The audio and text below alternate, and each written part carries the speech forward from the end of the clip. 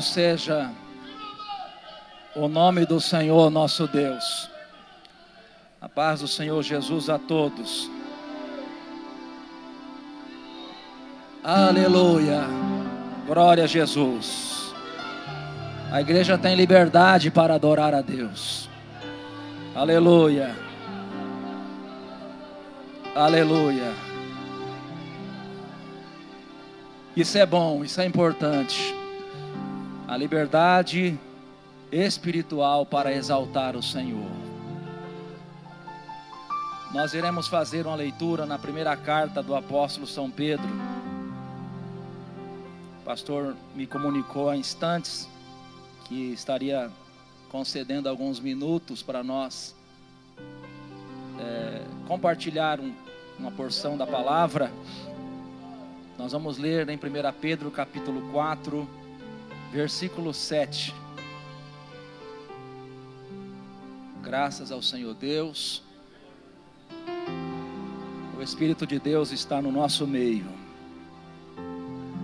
Ele é fiel. Ele é fiel. Aleluia. Todos encontraram, irmãos? Diz assim o texto bíblico: e já está próximo o fim de todas as coisas. Portanto, sede sóbrios e vigiai em oração. Por favor, se assente. Louvado seja Deus.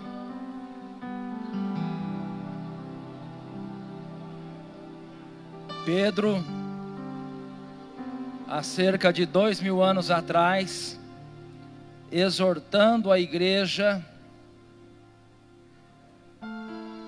que já está próximo o fim de todas as coisas. Para alguns isto é motivo de pânico, para alguns é motivo de pavor, para alguns é motivo de desespero. Mas para aquele cristão que, embora fraco, falho, imperfeito, pecador, mas que diariamente reconhece diante de Deus, diante de Jesus Cristo, a sua miséria, a sua fraqueza, a sua dependência de Deus, para este cristão, homem e mulher, estas palavras não é motivo de pânico, não é motivo de pavor, de medo, mas é motivo de alegria espiritual na alma. Já está próximo, meus irmãos, o fim de todas as coisas. Olha os sinais que estão aí se cumprindo, irmãos. Existem pelo menos 3 tipos de sinais dados por Deus. O primeiro sinal é interno: o amor se esfriando, a iniquidade se multiplicando. O primeiro sinal está dentro da instituição chamada igreja. É lógico que dentro de uma igreja existe aquele povo que vai morar no céu, mas também existe aqueles que infelizmente estão baixando a guarda, estão se envolvendo com o mundo, estão permitindo que a sua fé venha a se esfriar. O primeiro sinal é a própria igreja. O segundo grande sinal, meus irmãos, que o fim está próximo, é o cumprimento de todas as profecias bíblicas a respeito de Israel. Os irmãos sabem muito bem que desde o ano 70 depois de Cristo até o ano de 1948, ou seja, mais de 1800 anos, o povo judeu esteve esparramado, disperso na terra, vivendo como peregrino entre países que por vezes eram hostis à sua presença, sendo perseguido, odiado por todas as gentes. Mas em 1948, após um projeto maligno dado pelo diabo a Hitler, na ideia, na intenção de exterminar o povo judeu da face da terra. Isto aconteceu na Segunda Guerra Mundial, mas Hitler foi derrotado, a Alemanha nazista foi derrotada, e aquilo que parecia ser o fim do povo judeu, na verdade, foi o seu recomeço como nação. Em 14 de maio de 1948, em uma Assembleia Geral da ONU, conduzida por um brasileiro chamado Oswaldo Aranha, o povo de Israel ganhou o direito de habitar a terra prometida, a terra de Canaã. O povo de Israel renasceu, aleluia, como nação, cumprindo a profecia de Isaías. Pode uma nação nascer em um só dia? Diz o Senhor. Sim, Israel renasceu, nasceu em um só dia como nação, não por força humana, mas porque o Deus Todo-Poderoso está cumprindo com a sua promessa, aleluia. Uramacandaceia. De lá para cá houve pelo menos 7 grandes guerras das nações árabes contra Israel, e mesmo em Israel, em pequeno número de soldados comparado aos povos árabes, o Senhor Deus Todo-Poderoso trovejou sobre aquela nação e lhe deu vitória, cumprindo a palavra dita por Deus através do profeta Zacarias, dizendo que Israel seria como um fogo que iria consumir os povos ao seu redor. Deus está cumprindo as suas promessas, as suas palavras. O fim está próximo, meus irmãos. O terceiro grande sinal que nós temos de que o fim está próximo é o próprio mundo, é as nações do mundo. Olha para tudo quanto está acontecendo. Olha aqui, nações que outrora lutavam, guerreavam por sua soberania, não aceitavam influências externas. Agora, todas elas estão se entregando a um projeto globalista, universal. Todas elas estão caminhando a passos largos em direção daquilo que a Bíblia chama de período de grande tribulação, aonde todo mundo será governado por um homem chamado Anticristo, aquele que a Bíblia chama de filho da perdição, homem do pecado. Tudo está acontecendo, meus irmãos, aos nossos olhos e de forma muito acelerada. A Covid-19 não é apenas uma pandemia, mas é uma oportunidade ao inimigo para acelerar o seu projeto, acelerar o seu plano diabólico contra a igreja do Deus vivo e contra a humanidade. O mundo está à beira de um caos. As promessas, as profecias estão se cumprindo. Muitos estão em desespero, outros estão vivendo como se nada estivesse acontecendo. Mas a igreja do Deus vivo, a igreja que tem o Espírito Santo, sabe que os céus já estão com as portas abertas para a igreja entrar triunfante juntamente com o Cordeiro. Jesus está voltando, aleluia, aleluia. Oh, louvado seja o nome de Jesus. Pedro diz: e já está próximo o fim de todas as coisas. Eu estava sentado ali, irmãos, e estava pensando que existe na igreja um grupo significativo de pessoas que não estão atentas, que não estão observando tudo quanto está acontecendo ao nosso redor. O processo, irmãos, está acelerado. As nações estão se unindo, os governantes estão desesperados. Imagine você se em meio a esta pandemia hoje Jesus arrebatar a igreja. O que será do mundo amanhã?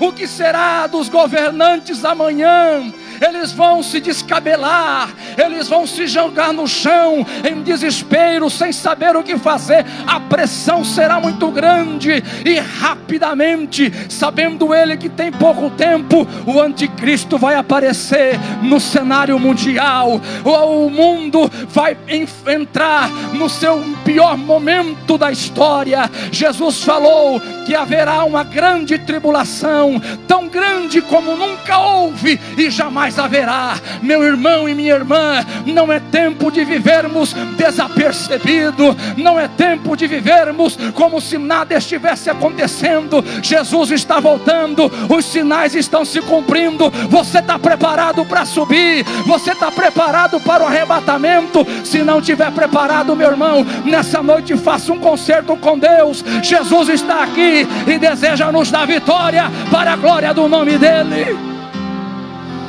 Aleluia, oh glória. Portanto, sede sóbrios e vigiai em oração. Aleluia. Vamos ser sinceros, irmãos. A nossa era, o nosso tempo, a nossa geração não está vigiando em oração. Vamos ser sinceros. Porque uma coisa é nós nos reunirmos no culto ao domingo, outra coisa é nós vivermos no nosso dia a dia esperando a volta de Jesus Cristo.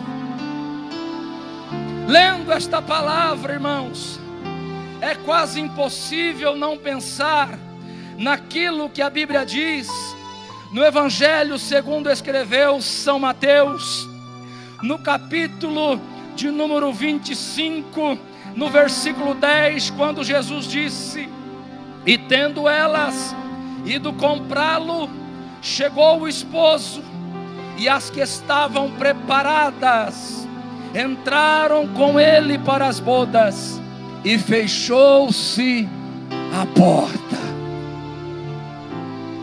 Meu Deus do céu, quem dera, irmãos, vamos ser sinceros, quem dera houvesse em nós a real dimensão do significado desta palavra. Fechou-se a porta. Quando você perde um ônibus, o horário do ônibus, quando você perde o horário de um voo, quando você perde o horário de uma entrevista de trabalho, já é algo que te frustra, que te decepciona, que te magoa, que te entristece. Imagine agora você perder o arrebatamento da igreja. Será que não existe em nós temor? Será que não existe em nós um pavor a respeito desta possibilidade real? Jesus está falando de 10 virgens.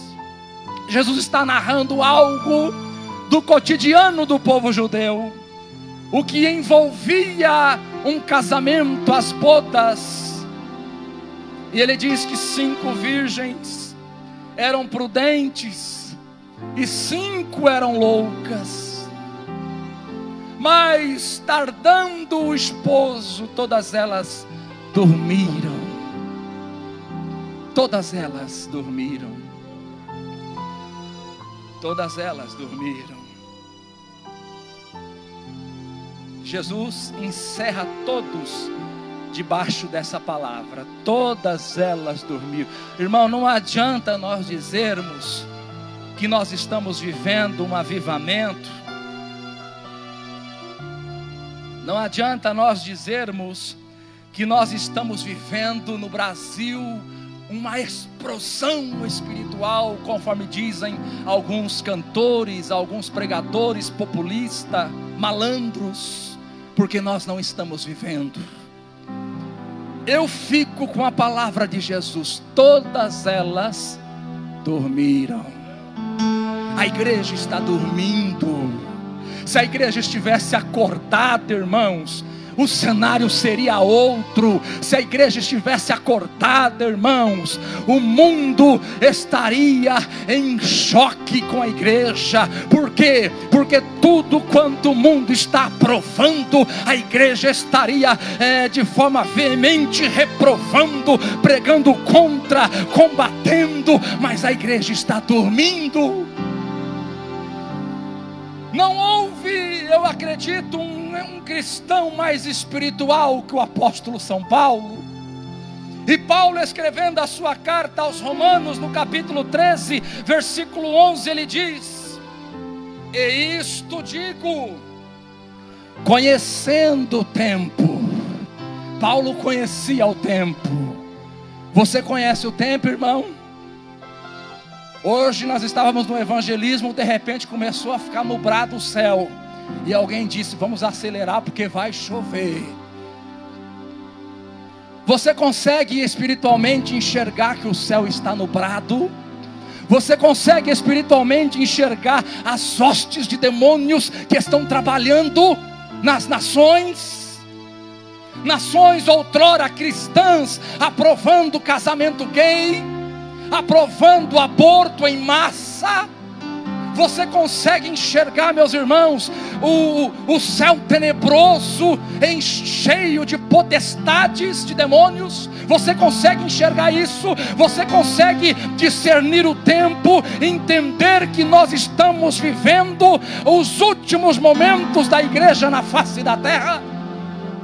Paulo conhecia o tempo, e digo isto, conhecendo o tempo, que já é hora de despertarmos do sono.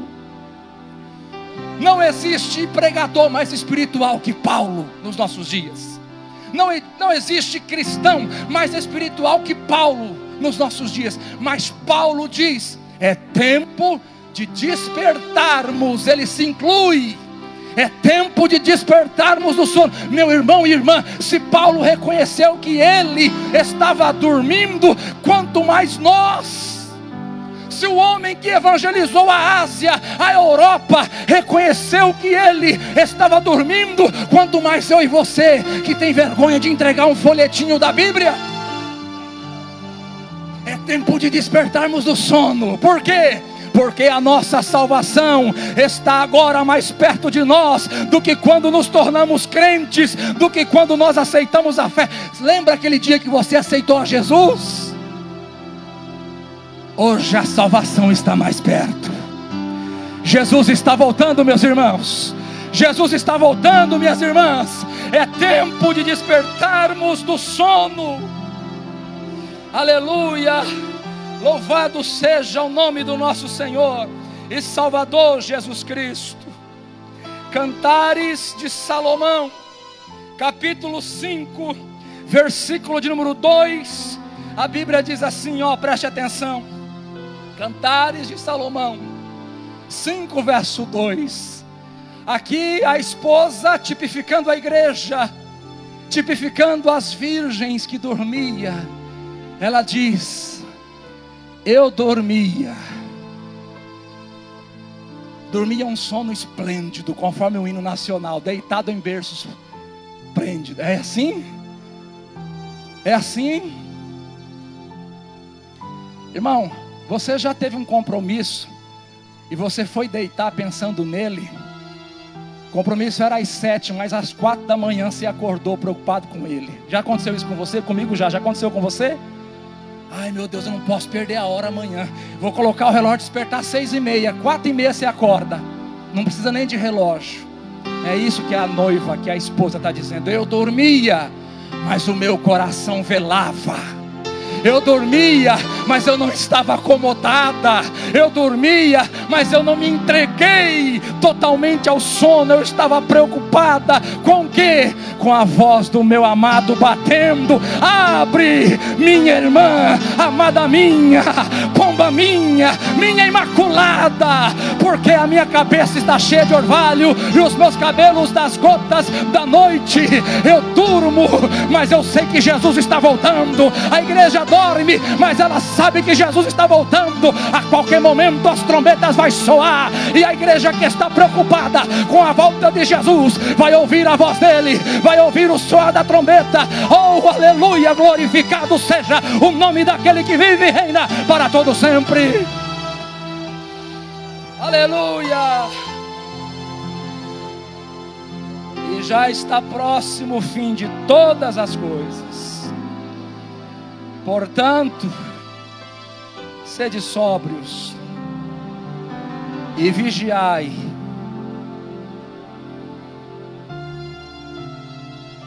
Em oração. Por favor, se coloque de pé. Com a permissão do pastor, vamos orar. Irmão e irmã,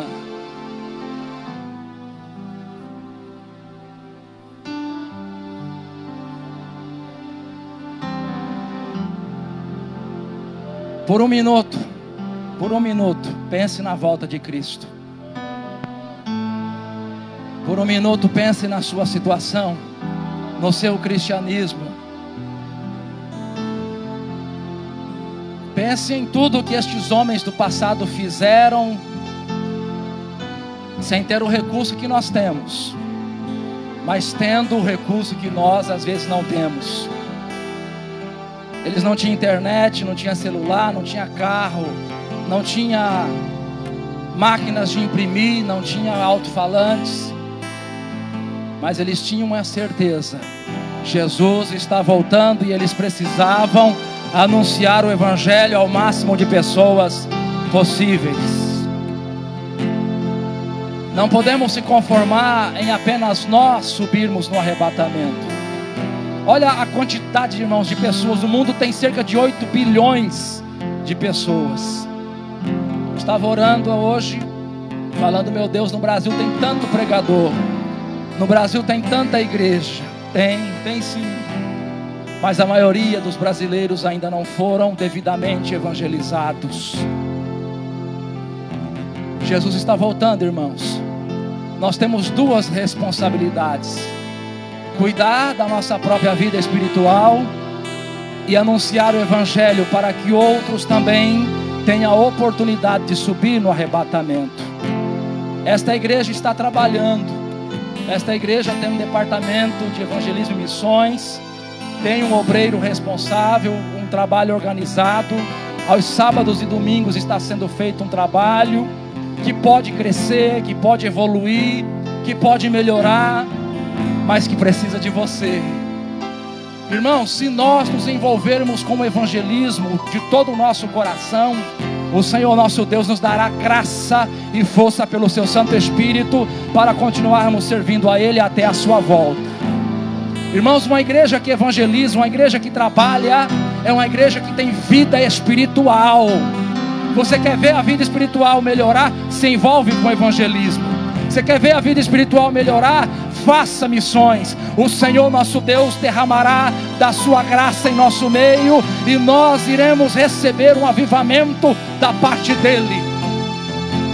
Jesus está voltando. Vamos orar neste momento. Maravilhoso Deus e Pai, nos ajude, Senhor, a te servir e a te adorar. Nos ajude a esperar, Senhor, com paciência o teu regresso, o teu retorno.